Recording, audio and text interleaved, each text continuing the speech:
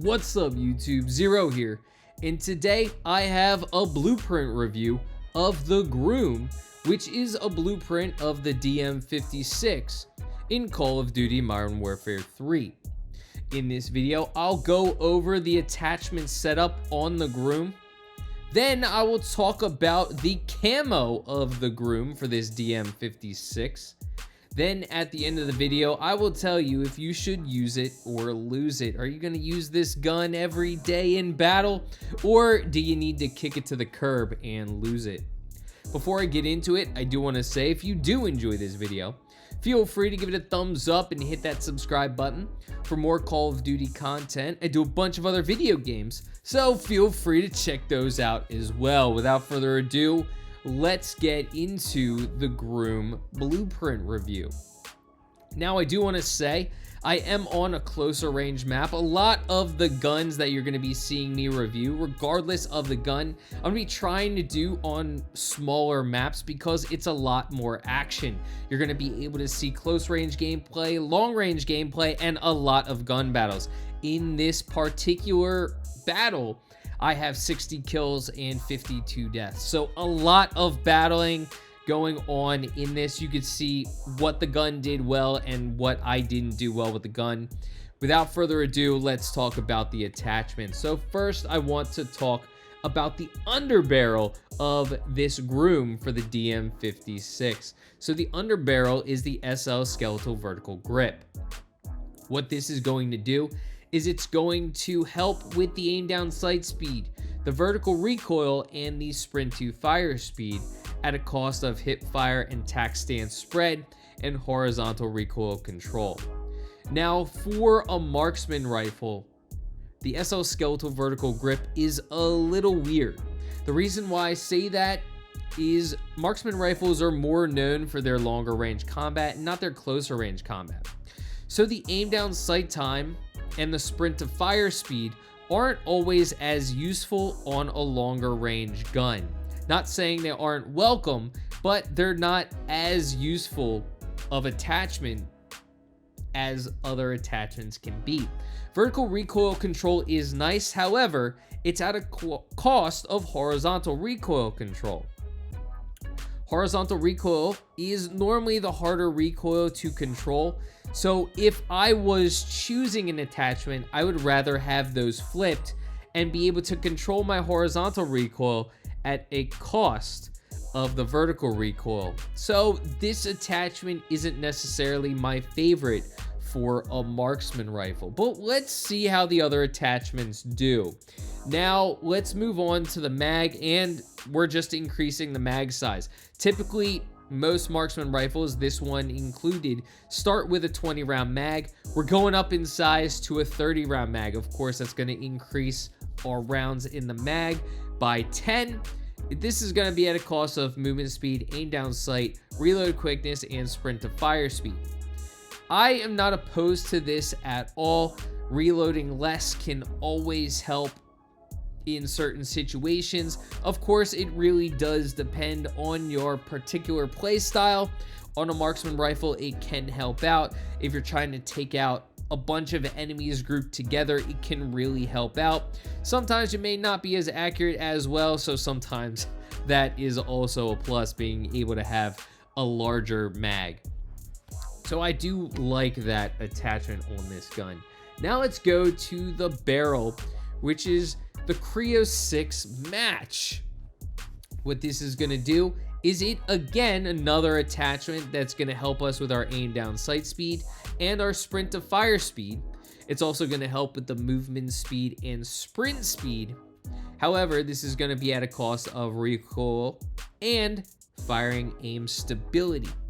Now again, this is another weird attachment on a marksman rifle, almost making it into a closer range rifle. The reason why I say that is because the benefits of having a marksman rifle are that it's accurate, it's easier to control over longer ranges. You can line up your target, you can fire, you can hit them with a couple of hits, and take them out over longer ranges. However, this is doing the reverse. It's making our movement speed, our sprint to fire, our aim down sight time all very quickly. Like in that gun battle there, I was able to easily dispatch my enemy who ran up on me.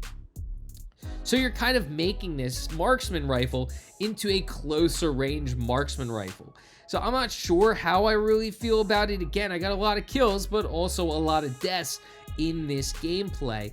I don't like getting rid of recoil control and firing aiming stability, especially on a marksman rifle. But let's continue. We got a couple more attachments to go with. Let's see where this build takes us.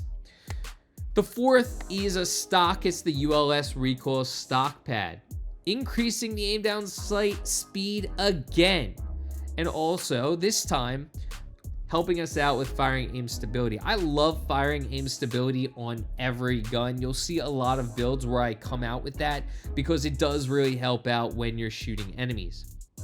However, this is going to be at a cost of recoil control. If you're utilizing a marksman rifle for long range combat, this build, even before we get into the final attachment, isn't going to be for that. Firing quickly is great, but firing over range, this gun is going to be very hard to control. We've gotten rid of a lot of recoil control attachments and really made this into aim down sight speed quickly, sprint to fire speed quickly. So you're really looking at a more close range type of marksman rifle rather than a longer range marksman rifle. So if you are playing on a closer range map, kind of like Stash, it can be more suited for that. However, there are better guns for closer range maps rather than a marksman rifle converted for a closer range map. But finally, let's get into the last attachment, and that's going to be our conversion kit. And this is the Jack Signal Burst conversion kit. What this is going to do is it's drastically going to increase our bullet velocity, gun kick control, recoil control, and hip fire and tactical stance spread at a cost of sprint to fire speed and aim down sight speed. So we are taking away some of what we've enhanced, and we are adding back a little bit of what we took away. However, the recoil still isn't great on this gun. Just utilizing it, the recoil, particularly over those longer range battles, I'm really not confident utilizing the Grume for the DM56 over those longer ranges. I tried them, and while the aim down sight speed is fantastic, which I love on the closer maps, trying to fire over those longer ranges just really wasn't doing it for me. I was trying, and more accurate guns that are more enhanced with the recoil control, were just beating me. Whether a player was able to control their recoil better via their attachments or whether their fingers are just better at controlling the recoil.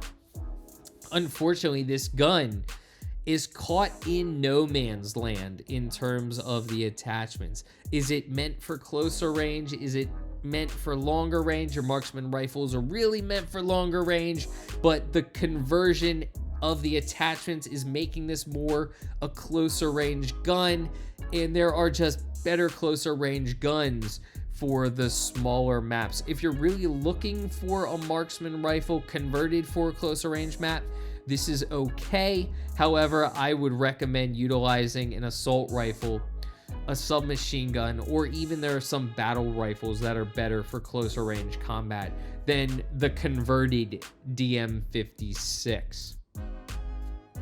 So in that aspect, I'm really not a fan of this gun. There are better builds for this gun.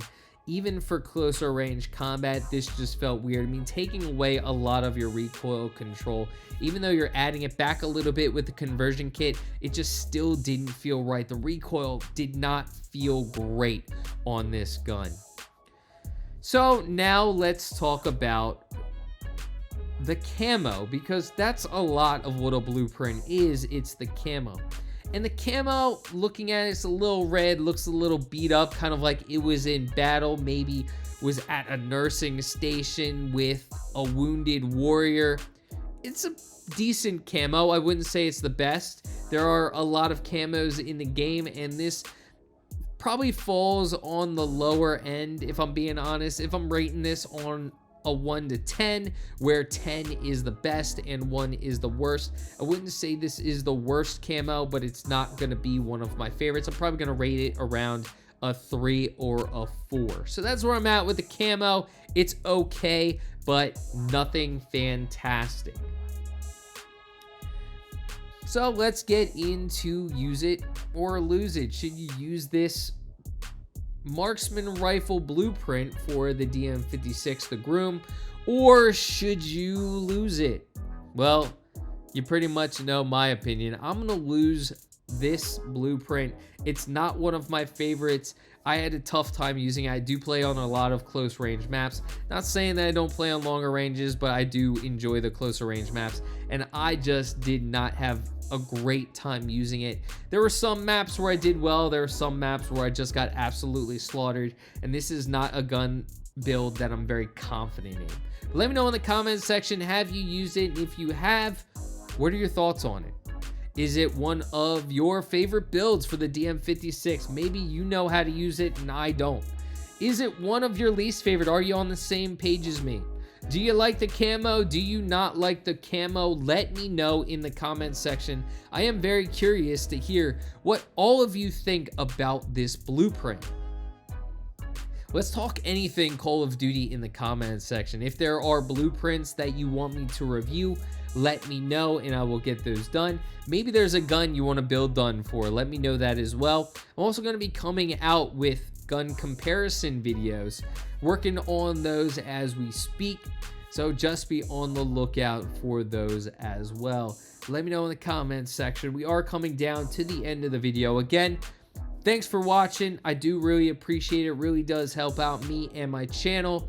I really appreciate those thumbs ups, viewing up my channel, and if you do enjoy, subscribing. It does really help me out. Thank you so much in advance for doing so. I hope you have a fantastic rest of your day. We are coming down to the end of the video, but until next time, enjoy the rest of your day. Peace.